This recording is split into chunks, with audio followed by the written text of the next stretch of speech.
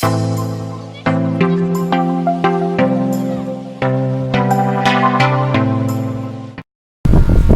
chào các bạn đang xem kênh Thỏ Bia TV. Hôm nay thì mình sẽ vào bếp để làm sữa chua nè.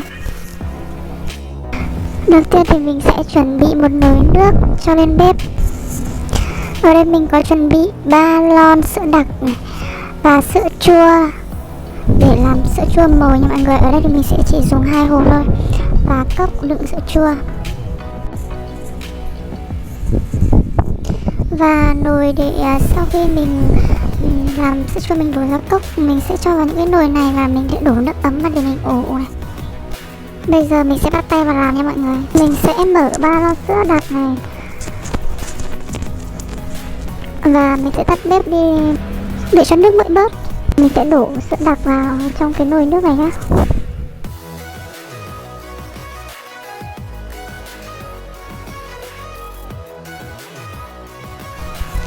Mình sẽ đổ lần lượt hết 3 lon sữa đặc này vào trong nồi nước.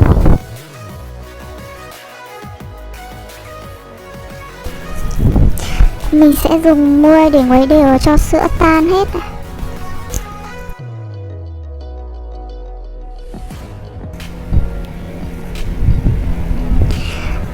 Tiếp theo là mình sẽ đổ hai hộp sữa chua mồi vào này.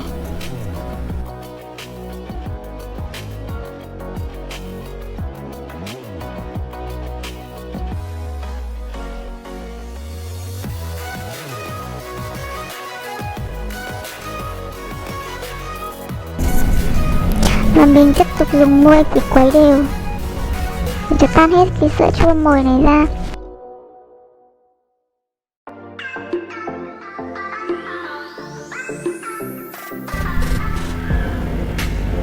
Mình sẽ vớt cái bọt này ra,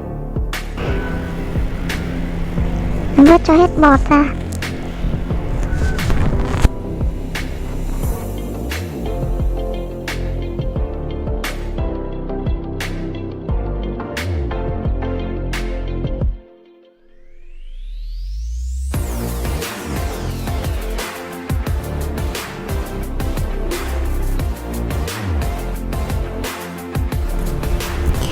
Sau khi đã vớt hết bọt ra thì mình sẽ đổ lần lượt hỗn hợp này vào trong từng cái cốc một nhé.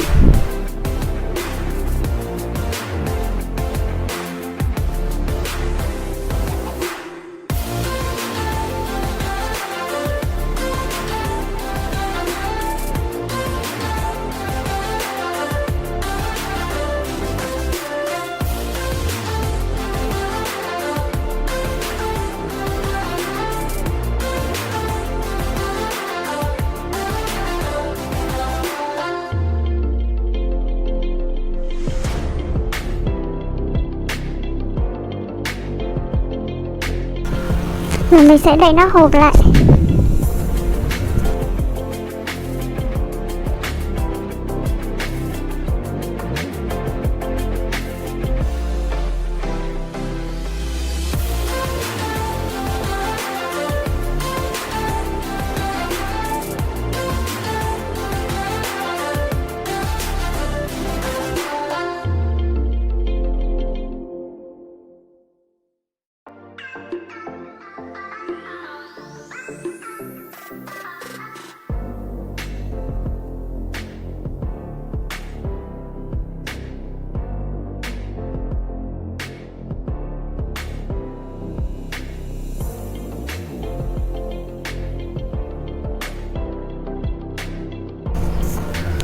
Mình sẽ xếp từng hộp này vào trong nồi và sau đó thì mình sẽ đổ nước ấm vào để mình ủ nhé.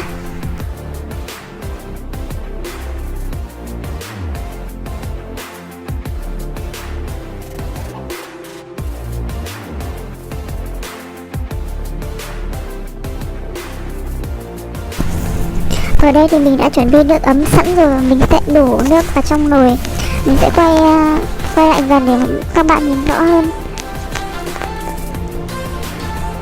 Mình sẽ đổ nước ấm cho gần ngập với lại miệng của cốc. Mình sẽ để ủ trong vòng 4 tiếng để sữa chua lên men. Đây mình đã hoàn thành xong mẻ sữa chua và mình sẽ để đây ủ trong vòng 4 tiếng là sữa chua sẽ lên men Nó sẽ có vị chua nha mọi người. Vậy là đã kết thúc 4 tiếng để cho sữa chua lên men. Thì bây giờ mình sẽ kiểm tra kết quả xem như thế nào.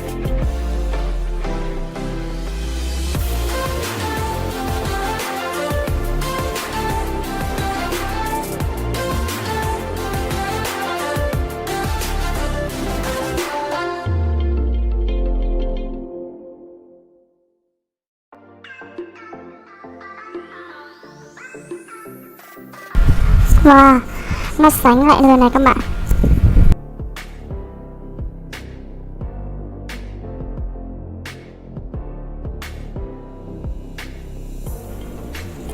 Để ăn ngon hơn thì mình sẽ cho chúng vào trong ngăn mát tủ lạnh. Vậy là sữa chua của mình làm đã thành công rồi đấy. Cách làm quá là đơn giản phải không nào? Chúc các bạn thành công. Hẹn gặp lại các bạn trong các video lần sau.